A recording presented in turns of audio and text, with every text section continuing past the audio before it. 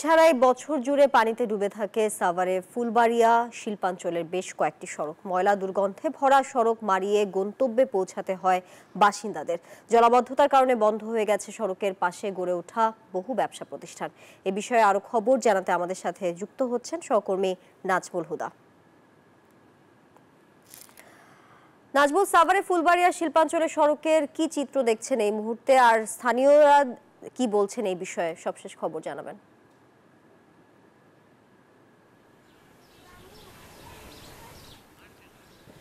তানিয়া, আপনাকে ধন্যবাদ। এই মুহূর্তে রয়েছি আমি ফুলবাড়িয়ায়। বাস স্ট্যান্ড থেকে ফুলবাড়িয়া বাজারে যাইতে প্রায় আধা কিলোরও একটু বেশি যে সড়কটি রয়েছে, 12 মাসে 13 মাসই এই সড়কে বৃষ্টি ছাড়া কিন্তু পানি থাকে। এবং আপনাদেরকে দেখাই যে এখানকার যে ড্রেনের ব্যবস্থা না থাকায় এই পানিগুলি কিন্তু আপনার দেখছেন যে আসছে, এবং এখানে কিন্তু সড়কের যে বেহাল অবস্থা, এবং এখানকার যে গাড়িগুলি কিন্তু আটকা পড়ে যাচ্ছে, নষ্ট হয়ে যাচ্ছে।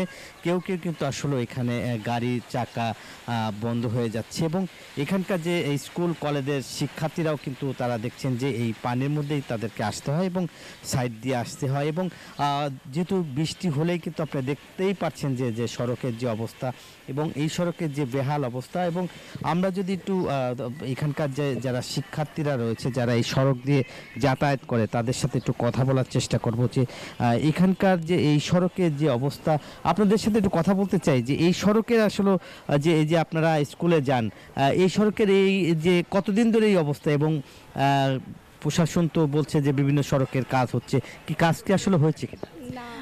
কাজ যদি হতোই তাহলে তো এই অবস্থাটা আপনারা দেখতেই পারতেন না। আর এটা সব সময় আমরা যতদিন ধরে এই এলাকায় আছি, মানে 2 বছর যাবত এখানে আছি, তো 2 বছর যাবতই এই একই অবস্থার সম্মুখীনই আমরা হচ্ছি। এই যে যারা দূরের থেকে আর কি এই মোহাম্মদুল স্কুলে পড়তে আসে, তারা চলাচল করতে পারে না। অনেকেই এই কারণে বাবা মা ছাড়তে চায় না, এই স্কুলে আসতে চায় না, এত ভালো একটা বড় মানের স্কুলে পড়তে দিতে চায় না, এই শুধুমাত্র এই রাস্তাটার কারণে।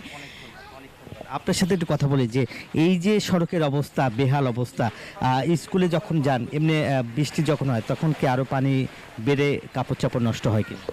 হ্যাঁ, মানে আমরা তো আমাদের মনে হয় যে সরকারের এটা দেখা উচিত, কারণ আমরা স্কুলে যেতে পারি না ঠিক মতো, আমাদের যেতে মানে অসুবিধা হয় অনেক, আমরা অনেক সমস্যার সম্মুখীন হই। তো সরকারের উচিত রাস্তাটাকে বান্ডেল থাকলে প্রতি সেনমানিতে টাকা বাঁচবে। বিকাশ সেনমানি বান্ডেল কিনে জিতুন প্রতি লেনদেনে। একটু ঠিক করে। হ্যাঁ, অনেক ধন্যবাদ। শুনছিলেন যে এখানকার যারা শিশুরা তারা স্কুলে আসলে যেতে তাদের অসুবিধা হয়, এবং যখন পানি জমে যায় এবং বৃষ্টি হয় তখন তাদের পরিবারের পক্ষ থেকে তাদের আসলে স্কুলে যাওয়া বারণ করে। এবং দেখতেই পাচ্ছেন যে অসংখ্য যে এখানকার খানাখন্দ এবং বড় বড় গর্ত, এবং যার কারণে আসলে পানি আটকে যাচ্ছে। এবং এখানকার যে শিল্প অঞ্চলের যেসব ট্রাক, বন্যবাহী যেসব ট্রাক, এখানে কিন্তু আসলে বড় বড় গর্ত হয়ে এবং খানাখন্দের কারণে আসলে গাড়িগুলি আসলে এখানে বন্ধ হয়ে যায় এবং স্টার্ট বন্ধ হয়, যে অনেক সময় আসলে পানির নিচেই আসলে থাকে। এই ধরনের অভিযোগ করেছেন। নাজমুল, আপনাকে ধন্যবাদ যুক্ত থাকার জন্য।